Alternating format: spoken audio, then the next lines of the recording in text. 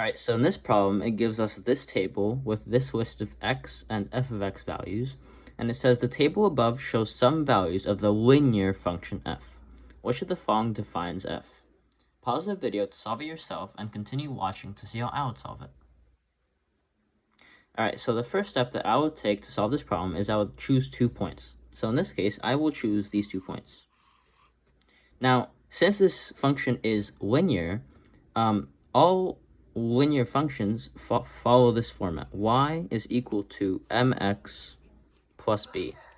So in order to find m, which is the slope of the linear function, we would do y2 minus y1 over x2 minus x1. So plugging that in, that would be 2 minus 1 over 3 minus 1, which is equal to 1 over 2.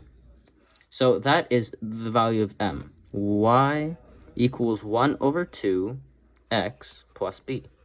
Alright, so now we take any point of the function. So let's say we take this point and we plug it into our equation.